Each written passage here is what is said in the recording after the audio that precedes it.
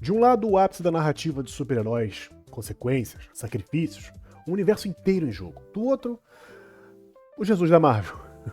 O mercenário tagarela que quebrou recordes de bilheteria e a quarta parede com a mesma facilidade. E no centro disso tudo, uma pergunta de $1 bilhão que pode definir o futuro do MCU. Esses dois mundos podem, ou melhor, eles devem colidir em Vingadores Doomsday. Depois da vinheta, vamos lá.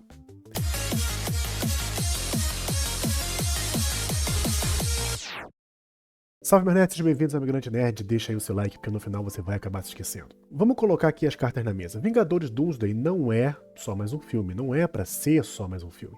É um grande evento que sucede Ultimato. É o retorno dos irmãos Russo, os arquitetos do clímax da Saga do Infinito, para dirigir um filme dos Vingadores. E o mais importante é a introdução de fato do Doutor Destino interpretado pelo Robert Downey Jr. Isso por si só já é um grande evento, que vai ser o novo grande vilão desse filme. As estrelas do filme já estão preparando o terreno, descrevendo a história como épica, apesar de alguns rumores aí de algumas confusões. E tem uma palavra-chave aqui que também falou muito, que é sobre ser trágico. Isso não soa como um filme de piadas. Do outro lado, Wade Wilson, o personagem que em Deadpool e Wolverine se tornou uma salvação financeira e de crítica que a Marvel precisava desesperadamente, sobretudo naquele momento. Ele é violento, autoconsciente e seu humor se baseia em subverter e ridicularizar as próprias convenções de filmes como Vingadores levam tão a sério. Sua porta de entrada oficial para o MCU foi através da AVT, a Autoridade de Vigilância Temporal, aquela questão dele se tornar o Jesus da Marvel, o que deu a ele um passe livre pelo multiverso. Então a questão não é se o Deadpool pode aparecer, a tecnologia narrativa para isso já existe. A verdadeira pergunta é, qual seria o custo criativo de colocar um elemento tão caótico no que promete ser um dos filmes mais sombrios da Marvel? Hoje vamos analisar os dois lados dessa moeda, no caso, sim, por favor, e no caso, de jeito nenhum, nem pensar, e no final a decisão é de vocês vão saber aí o que vai rolar sobre isso. Sejamos honestos, a Marvel vem de uma fase complicada, bastante longa, entre bilheterias decepcionantes, tá aí Quarteto Fantástico que não me deixa mentir, e uma clara sensação de fadiga de super-heróis, o estúdio precisava de uma vitória. E Deadpool e Wolverine foi essa vitória no ano passado.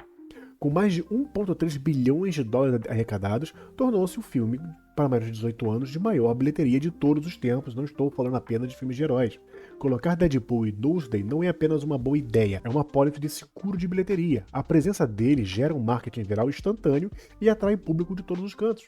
Porque, no fim das contas, todo mundo acaba voltando para os super-heróis que ama, do mesmo jeito que a gente sempre volta para o nosso lugar de compra favorito, a Amazon. Aliás, se você quiser apoiar o canal, dá para usar o meu link da Amazon para comprar qualquer coisa que você já faria por lá. Não é uma compra a mais. Algo que você já queria, é só usar o meu link que você vai dar uma grande força para esse canal sem nenhum custo adicional para você, beleza? Mas vamos voltar. A lógica aqui vai além do dinheiro. A inclusão de Deadpool em um filme dos Vingadores solidifica a fusão entre as duas eras do cinema de super-heróis. Deadpool e Wolverine foi um sucesso estrondoso e inegável porque funcionou como uma carta de amor para os antigos fãs da Marvel. E a era do X-Men da Fox, antigo, os X-Men clássicos, por assim dizer. Ver o Wade Wilson ao lado do Capitão América de Anthony Mackie ou do próprio Quarteto Fantástico do Pedro Pascal seria uma declaração final da Marvel de que tudo que amamos antes agora faz parte de um universo coeso e maior. Valida décadas de história cinematográfica e expande o apelo do MCU para além das suas próprias fronteiras. A saga Multiverso tem sido bastante confusa. As regras mudam, as explicações são complexas e muitas das vezes inconsistentes. E tem sido um ponto de crítica recorrente entre os fãs. E aqui entra uma habilidade única do Deadpool, que é de quebra da quarta parede. Ele é o único personagem que pode literalmente se virar para a câmera e dar uma longa explicação do que está acontecendo. Então, você imagina o Deadpool dizendo o seguinte: ok, galera, resumo rápido. Aquele cara ali é de uma outra terra onde todo mundo usa chapéu. Mas não faz sentido, eu sei. Mas o Doutor Destino não quer explodir a terra dele. E a nossa. E a do cara do chapéu. Entenderam? Ótimo. Vamos voltar pra porradaria. Tudo isso numa cena paralisada. Ele pode funcionar como um guia pro público através do caos multiversal, tornando a trama acessível, sem sacrificar o ritmo. O próprio Deadpool e Wolverine já provou que essa abordagem funciona, abraçando o caos em vez de tentar explicá-lo de forma exaustiva. E há um nível a mais aqui. O uso do Deadpool pode ser uma estratégia genial da Marvel para se defender das críticas. Os fãs adoram apontar os furos de roteiro e inconsistências. Se Deadpool estiver no filme, ele vai ser o primeiro a fazer isso. Ele mesmo vai apontar para algo e vai falar: isso não faz o menor sentido. Ele está, ao mesmo tempo, validando a percepção do público e dando a permissão para que todos relaxem e aproveitem o espetáculo. Ele transforma uma potencial fraqueza narrativa em uma piada, vacinando o filme contra o tipo de escrutínio que prejudicou outros projetos da saga. E se tem alguém que sabe equilibrar tons, são os irmãos Russo. Em Vingadores Guerra Infinita, a chegada dos Guardiões da Galáxia é um sopro de comédia e leveza. A interação entre Thor e Senhor das Estrelas é bastante hilária, e em nenhum momento isso diminui a ameaça iminente e aterrorizante de Thanos. Deadpool poderia cumprir um papel semelhante, mas elevado à enésima potência. Suas interações com personagens ultra sérios, como o próprio Doutor Destino ou até mesmo Thor, poderiam render momentos de ouro cômico. A chave seria usá-lo com moderação, para um impacto máximo com esforço mínimo. Ele seria o Coringa, a carta na manga para quebrar a tensão antes do tom trágico do filme se torne opressivo demais. Mas e agora nós temos o outro lado. O argumento mais forte quando a presença de Deadpool é o choque de tons, que pode ser simplesmente irreconciliável. Lembre-se da palavra, trágico. O humor do Deadpool não se limita a piadas, ele é metalinguístico. Ele desconstrói e ridiculariza o próprio gênero que ele está inserido. Agora imagine uma cena de morte do Homem de Ferro no Ultimato. Vamos lá, vamos pensar aquela cena. O peso emocional, o silêncio, o sacrifício. Agora imagine Deadpool no fundo, cochichando para a câmera. Ah, aposte 50 pratas que ele volta como um holograma na semana que vem. Tá entendendo? A simples presença dele tem o potencial de sugar a gravidade, no sentido de grave, não de gravidade, a de cada momento importante. A história do cinema de heróis está cheia desses exemplos de como mudanças tonais forçadas podem ser desastrosas. A tentativa do Joss Whedon de injetar humor no sombrio Liga da Justiça, do Zack Snyder, resultou em um filme tonalmente esquizofrênico. A tentativa de aplicar um filtro sombrio e realista a personagens naturalmente mais leves, como o Quarteto Fantástico em 2015, foi um fracasso retumbante. Tem um vídeo no canal falando a respeito. O problema não é o humor em si, mas é o tipo de humor. O MCU tem um espectro de comédia bastante definido. O sarcasmo do Tony Stark, a comédia de situação do Homem-Formiga, as piadas nervosas do Homem-Aranha para irritar o inimigo. Tudo isso dentro do universo do filme. Mas o humor do Deadpool é diferente. Ele é extradiegético, ele tá fora. Ele não fala com outros personagens, ele fala contigo, ele vira pra você e fala contigo, ele tá o tempo inteiro dialogando com o público. Isso não apenas quebra a tensão, mas quebra a própria realidade da cena. Um filme que precisa desesperadamente que o público acredite nas suas apostas trágicas, essa quebra pode ser fatal para o envolvimento emocional. E a quebra da quarta parede é a marca registrada do Deadpool, mas também a sua maior ameaça em um filme de equipe. Ela serve como um lembrete constante de que isso é apenas um filme.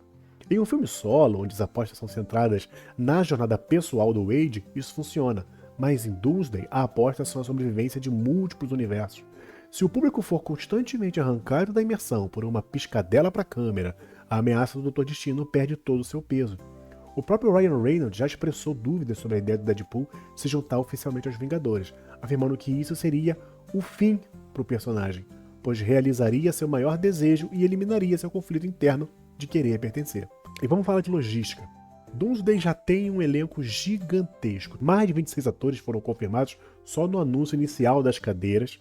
Adicionar uma presença tão magnética e ladra de cenas como Deadpool significa tirar o tempo de tela de arcos que precisam ser desenvolvidos, como a nova equipe de Vingadores liderada pelo Sam Wilson ou a dinâmica familiar do Quarteto Fantástico.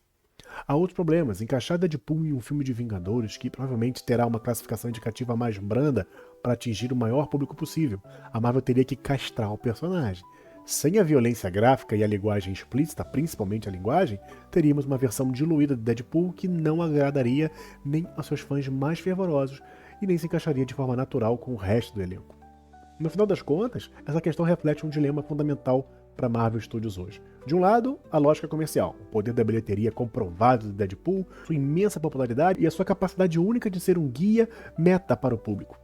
Do outro, a integridade artística, o risco de sacrificar o tom sério, as apostas emocionais do seu maior evento cinematográfico desde Ultimato, pelo menos essa é a aposta.